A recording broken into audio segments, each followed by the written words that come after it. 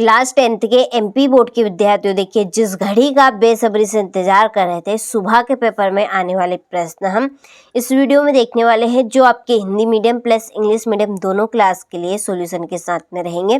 देखिए आप चाहते हैं 75 नंबर में से 60 से 65 नंबर कवर करना, तो ये क्वेश्चन पेपर आपके लिए काफ़ी इंपॉर्टेंट रहेगा।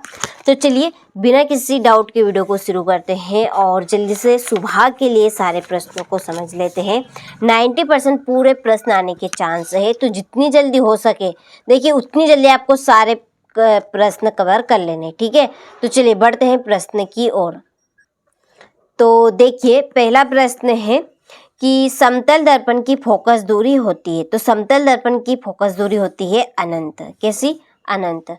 दूसरा है कि पादप में जाइलम उत्तरदायी है, तो पादप में जाइलम उत्तरदायी है जल का वहन, ठीक है। किसका? जल का वहन। तीसरा है दो तंत्रिका कोशिका के मध्य खालिस्तान को कहते हैं सिनेप्स। चौथा है नर युग्मक एवं मादा युग्मक के संलयन की क्रिया कहलाती है निषेचन, ठीक है। पांचवा है जीवाश्म ईंधन है, जीवाश्म ईंधन है कोयला और पेट्रोलियम। छठा है परितंत्र में ऊर्जा का प्रवाह सदैव होता है एक दिशक, ठीक है, एक दिशक रहेगा।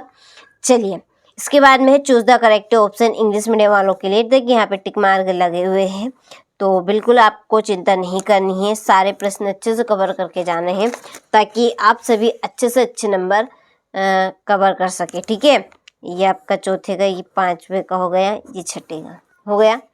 चलिए बढ़ते हैं अब अगले प्रश्न की ओर। तो अगले क्वेश्चन में है रिक्त स्थान। तो देखिए पहला रिक्त स्थान है आपका कि वे अभिक्रियाएं जिनमें उत्पाद के निर्माण के साथ साथ उष्मा भी उत्पन्न होती है उसे खालिस्तान अभिक्रिया कहते हैं, तो उसे हम कहेंगे उष्माक्षेपी अभिक्रिया। दूसरा है कि जल एक खालिस्तान ऑक्साइड है, तो जल एक कैसा ऑक्साइड है? उभयधर्मी ऑक्साइड है, ठीक है। तीसरा है धातुएं प्राय उष्मा एवं विद्युत की खालिस्तान होती है सुचालक। कैसे होगी? सुचालक। चौथा है पौधों में केवल खालिस्तान समन्वय होता है, कैसा? रासायनिक, ठीक है। पांचवा है मादा और गर्भस्थ शिशु के बीच जैविक संबंध स्थापित करने वाला ऊतक खालिस्तान कहलाता है, तो प्लेसेंटा। और छठा है मछली के हृदय में केवल खालिस्तान कोष्ठ होते हैं, तो कितने कोष्ठ होते हैं? 2 कोष्ठ होते हैं, ठीक है। तो ये आप किस तरह से रिक्त स्थान कंप्लीट हुए, स्क्रीनशॉट लीजिए और अच्छे से जितनी जल्दी हो सके उतनी जल्दी आप कवर कीजिए ताकि आप सभी अच्छे से अच्छे नंबर कवर कर सके, ठीक है। ये आपके इंग्लिश मीडियम वालों के लिए फिल कर दिए हैं, तो बिल्कुल आपको टेंशन नहीं लेना है, फिक्र बिल्कुल नहीं करनी है। भरोसा रखिए वही क्वेश्चन देंगे जो आपको सुबह पेपर में देखने को मिलेंगे, ठीक है। देखिए ये आपका क्वेश्चन नंबर 3, इसमें जोड़ी है, तो जोड़ी के यहाँ पे नंबर डाले हैं। देखिए यहाँ पे समय का अभाव रखते हुए पूरी चीज़ें यहाँ पे मैंने फिल कर ली है ताकि आप सभी का ज़्यादा समय बर्बाद ना हो, ठीक है। कम समय में आप अच्छे से तैयारी कर सके, तो यहाँ से आप स्क्रीनशॉट ले लीजिए इंग्लिश मीडियम वाले। और देखिए अभी तक आप हमारी एप्लीकेशन के साथ ऐड नहीं हुए हैं तो आप चैनल पे जाएंगे तो आपको एक लिंक मिलेगी, आप उस लिंक से एप्लीकेशन को डाउनलोड करें और वहां से आप जुड़े। और पूरी जानकारी के लिए आप डिस्क्रिप्शन में जाएंगे तो वहां पर आपको कॉन्टैक्ट नंबर मिलेंगे, आप उन कॉन्टैक्ट नंबर पे कॉल भी कर सकते हैं पूरी जानकारी लेने के लिए, ठीक है, एप्लीकेशन की। तो जितनी जल्दी हो सके उतनी जल्दी आप एप्लीकेशन के साथ जुड़े। आपको देखिए वहाँ पर प्रॉपर चीज़ PDF सहित मिल जाएगी, तो देखिए अभी भी मौका है, आप कवर कर लीजिएगा, ठीक है। चलिए फिर है क्वेश्चन नंबर 4 में एक वाक्य में उत्तर दीजिए। तो देखिए पहला है आपका यहाँ पे कि जब किसी यौगिक से ऑक्सीजन संयुक्त होती है यानी कि मिलती है, ठीक है, तब यहाँ अभिक्रिया क्या कहलाती है? तो ये कहलाएगी ऑक्सीकरण अभिक्रिया। कौन सी क्रिया कहलाएगी? ऑक्सीकरण अभिक्रिया। चलिए दूसरा है पारे की मिश्र धातु क्या कहलाती है? तो पारे की मिश्र धातु अमलगम कहलाती है। क्या कहलाएगी? अमलगम, ठीक है। तीसरा है मनुष्य में आयोडीन की कमी से कौन सा रोग होता है? तो घेंगा रोग होता है। कौन सा? घेंगा। परागकोश से परागकणों का वर्तिकाग्र तक पहुंचने की घटना कहलाती है परागकण। क्या कहलाएगी? परागकण। और लेंस की क्षमता के लिए सूत्र लिखिए तथा उसका मात्रक भी लिखिए। तो देखिए लेंस की क्षमता का सूत्र है P = 1/F मीटर में। और इसका SI मात्रक है डायऑप्टर। क्या है? डायऑप्टर।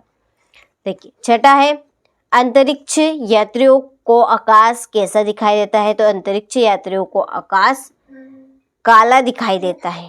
ठीक है, चलिए यहाँ से आप स्क्रीनशॉट ले लीजिए अच्छे से। इसके बाद में है इंग्लिश मीडियम वालों के लिए, यहाँ से आप स्क्रीनशॉट ले अच्छे से। ठीक है, चलिए इसके बाद में है सत्यासत्य। देखिए पहला है, मनुष्य में दोहरा परिसंचरण होता है। बिल्कुल सत्य बात है ये। दूसरा है कि दूरदृष्टि दोष दूर करने के लिए उत्तल लेंस का उपयोग किया जाता है। तो सत्य है। तीसरा है, अमोनियम क्लोराइड को जल में घोलने पर विलयन ठंडा हो जाना ऊष्माक्षेपी अभिक्रिया है। तो यह असत्य है, क्योंकि ऊष्माशोषी अभिक्रिया है। दर्पण सूत्र लिखिए, 1/F, ठीक है, इक्वल 1/V प्लस 1/U।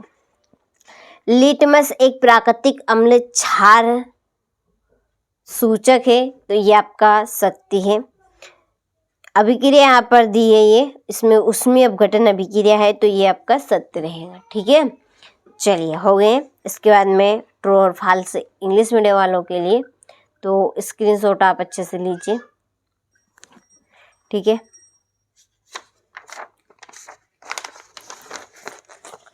चलिए यहाँ पर देखिए, ये आपका क्वेश्चन नंबर 6। ठीक है, ये प्रॉपर तरीके से स्क्रीनशॉट अच्छे से ले। ध्वनिक सोनोरस किसे कहते हैं? उदाहरण दीजिए। ठीक है, निम्न की अभिक्रियाएं संरचनाएं सचित्र कीजिए। पाचक एंजाइमों का क्या कार्य है? अलैंगिक जनन किसे कहते हैं? हो गया अथवा ये आपका। फिर 11वां क्वेश्चन, अमीबा में द्विखंडन को विभिन्न विधियों का स्वच्छ नामांकित चित्र बनाइए। 2 मीटर फोकस दूरी वाले अवतल लेंस की क्षमता ज्ञात कीजिए। ठीक है, अवतल दर्पण के मुख्य फोकस की परिभाषा। प्रथम 4 हाइड्रोकार्बनों के नाम, सूत्र और संरचना सूत्र बताने हैं। ठीक है, 15वां प्रश्न है, धोने का सोडा और बेकिंग सोडा के 2 महत्वपूर्ण उपयोग बताने हैं। यहाँ से चलिए अच्छे से आपको कवर करके जाने हैं सारे प्रश्न। और देखिए, परीक्षा हॉल में जाने से पहले एक बार इनको जरूर आपको कंप्लीट कर लेना है। एक बार वीडियो आपको जरूर देख लेना है, ताकि आपको याद रहे। ठीक है, ये आपका 21वां लगभग आपके क्वेश्चन हो चले हैं। 22वां है, साबुन की सफाई अभिक्रिया की क्रियाविधि समझाइए। लास्ट क्वेश्चन है, ग्लूकोज के ऑक्सीकरण से विभिन्न जीवों में ऊर्जा प्राप्त करने के पथ क्या है? ठीक है, धमनी एवं सीरा में अंतर स्पष्ट कीजिए। तो ये आपके टोटल प्रश्न हो चुके हैं। आपने सारा पेपर का अच्छे से स्क्रीनशॉट ले लिया होगा। तैयारी में जुट जाइए, अभी भी है मौका, मत खाओ धोखा। ठीक है, तो अच्छे से इस पेपर को कंप्लीट करें, ताकि आप सभी अच्छे से अच्छे नंबर कवर कर सकें। चलिए, तो कंप्लीट कीजिएगा सुबह के पेपर के लिए।